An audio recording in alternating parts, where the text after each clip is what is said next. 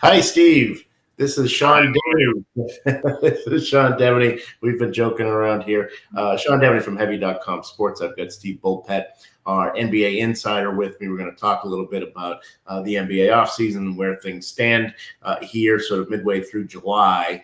It certainly has been an interesting, I think, the first couple of weeks. I think the biggest things have yet to happen that are going to happen. And we'll just have to see how all that plans out. I think the DeAndre Ayton move to get him to Indiana with the offer sheet and then Phoenix matching it, that's going to be something that loosens the wheel, greases the wheels a little bit. I think that was something that was holding things up. But I want to start with a question for you, Steve. That you've covered Danny Ainge going in pretty much every facet of his career, whether it's as a player, as a coach, as an executive. He's sitting there in Utah. He's made the big Gobert trade. He's got Donovan Mitchell. He's got some other assets too, Mike Conley, Bogdanovich. They've got some other assets there. What does Danny Ainge want in the end? What is he after with what's happening in Utah? I think, and people don't talk about this because it's just so weird, but I honestly think that Danny Ainge's goal is to 1 year, when the NBA meets to have its draft, that he has every single pick in the first round. He's got Sam Presti. 30 times you hear Utah is on the clock. And you could imagine a draft where it goes between Utah and Oklahoma City, just back and forth. It's like, okay, and they sit down, in a Stuckey's a week before and kind of plot out the draft, say, hey, we're all done here. And maybe they could just, good point by you, they could just hand in the list to Adam Silver. Right, like an expansion team, like expansion teams do, right? Yeah, and I mean, and like, coverage of the draft begins at 7:30 Eastern time and concludes at 7:50 Eastern time. Yeah, right. Here's the first round. Just lay it all out. But yeah, where is he going with this? Like, it's. I don't think the move to trade Rudy Gobert was a big surprise. I think there was some thought that maybe they would keep Donovan Mitchell. I've talked to some people who said, no, this is going to be a complete teardown. But it wasn't quite sure. Where is all this heading? Well, you can just look back to what happened in Boston. The thing was, they were able to, a couple things with the Boston situation with Ainge. They were doing their rebuild, and it was, stumbling along apace. But they bring in Isaiah Thomas, and he kind of pushed that team and got him into the playoffs. And that made Boston an attractive spot to come to, or more attractive than it would have been. It's like, okay, here's a team on the rise. I'm not sure what Utah is able to offer in terms of attractiveness. Once they tear down, Utah as a destination for free agents. I'm not sure how well that's going to work. But in Ainge's case, he needs assets, and players are great assets, obviously, as you saw with Gobert, and which you'll see with Donovan Mitchell. But sometimes the attractiveness of what's behind door number 2 is even more enticing for NBA GMs. Like what I can take that pick and use it as. So, you look at what he did with the Celtics and turning the picks from Brooklyn, into the players, into the core of a championship contender, right? Jason Tatum, Jaylen Brown, Marcus Smart, these guys all come with, picks, or were allowed to come with picks that the Celtics had, were helped along by the Nets situation. So, yeah, I think that's exactly where he's going, trying to gather picks. What we realized became crystal clear during the 2011 lockout was that the small market teams were saying we can't compete, we can't get free agents, all these different things. And if you look at the pure roster analytics of it, one of the key ways to to taking that step up from bad or mediocre to a serious playoff team is drafting talent that you're paying less than their market worth, right? A guy on a rookie contract. Jason Tatum was worth more than his contract from maybe the fourth game he played as a rookie. Yeah, right. So having those guys under your control, that's huge. It allows you to build around them, and it certainly allowed the Celtics. They're able to go out and then they get an Al Horford. They make other moves. They Gordon Hayward. As much as that didn't really work out entirely, they're able to get those guys. Yeah, and I think that obviously he built the championship team in 2008, but I think the way that he rebuilt after 2013 is what he would rather do. I think he'd rather do that than rely on having to make a blockbuster trade. And maybe there's a trade down the line to be made, but I think he wants to do the draft first. I think that's sort of his instinct. I think he trusts that a little bit more. Yeah, and again, it's not just what you can do with the pick yourself, but it's what that pick might be worth to someone else. Yeah. So that's going to be interesting. Any thoughts on where Donovan Mitchell might wind up at this point? It seems convoluted at best.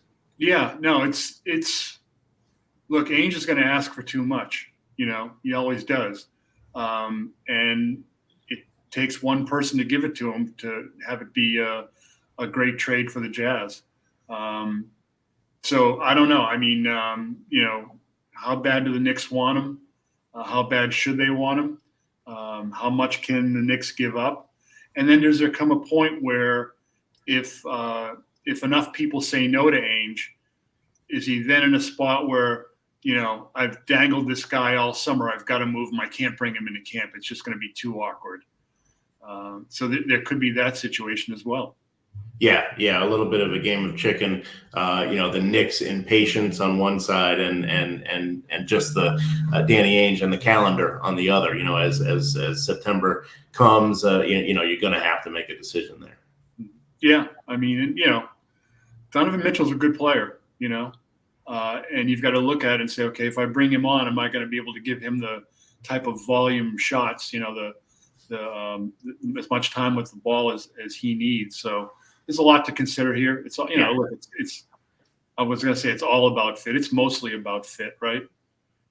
Yeah, right. There's certainly other factors, and you look at that Knicks roster, and if you were to drop Donovan Mitchell on there with R.J. Barrett and now Jalen Brunson, you don't have a very good defensive perimeter defense right there, and then you've got Julius Randle. I don't know where he fits in, because he needs the ball, and you've got three other guys who are going to get the ball before he does. So where does he fit in? And his defensive limitations.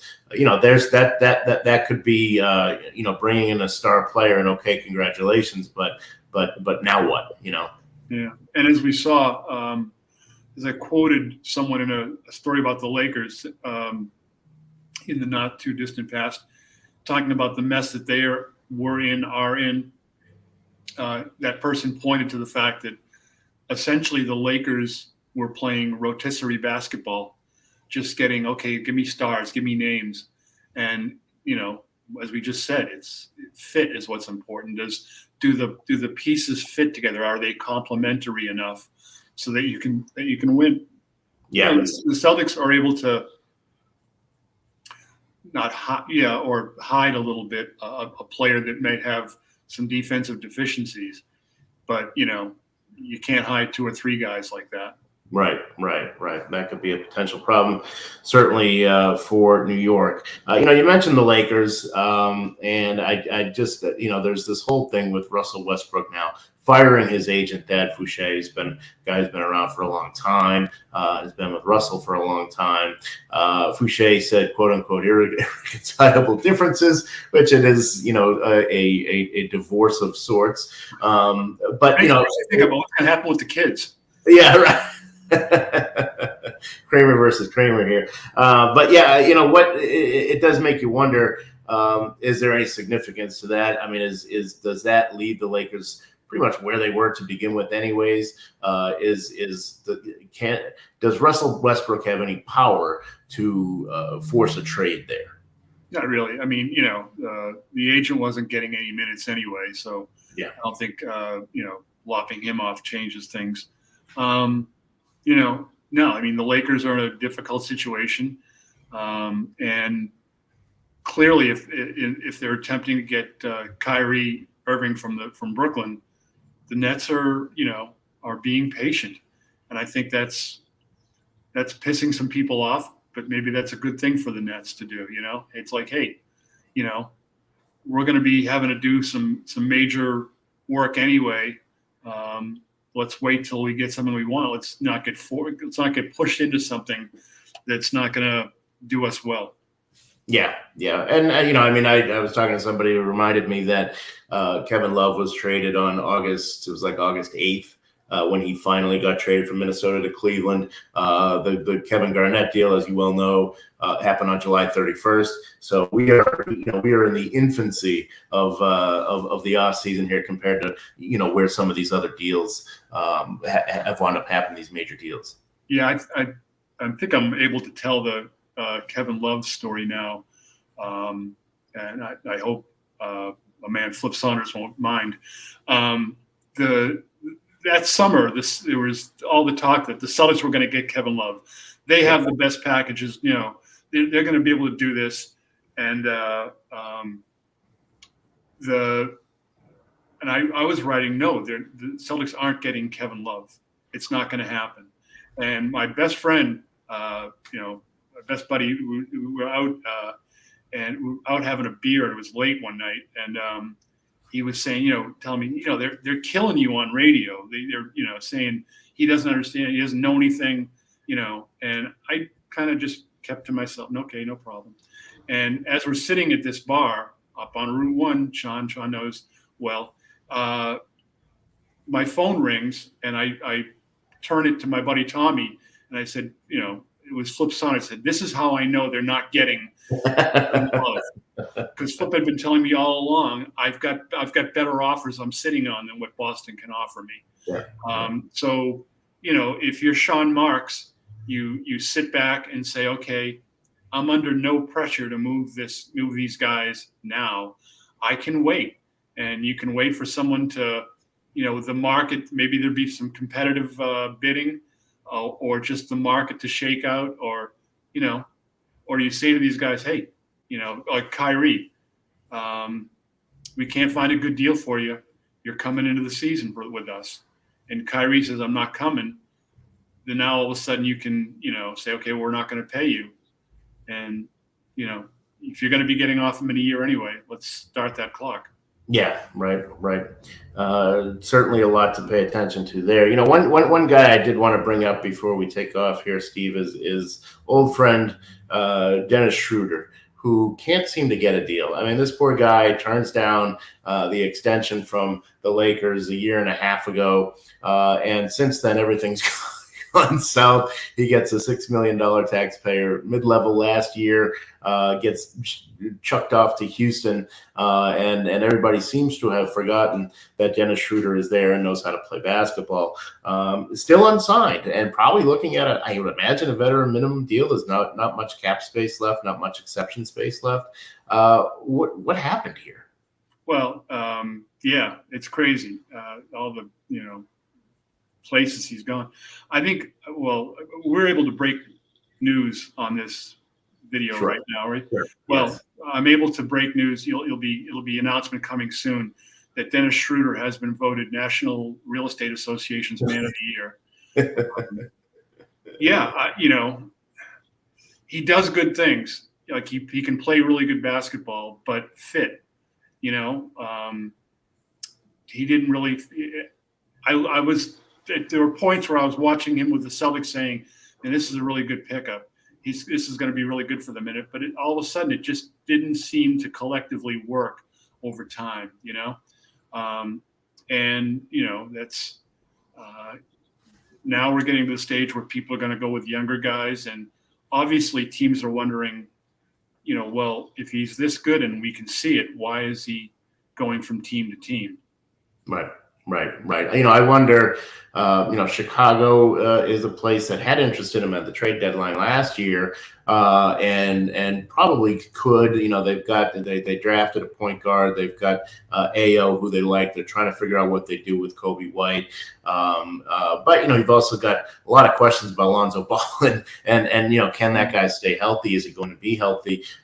He would seem to be a pretty good fit there. I think Dallas is another place where you lose Jalen Brunson, and you've got Spencer Dinwiddie, who's got a lot of health issues as well. Kind of makes some sense there too. It's strange to me that there isn't a team that can look at Dennis Schroeder and say, all right, coming off the bench, he makes some sense.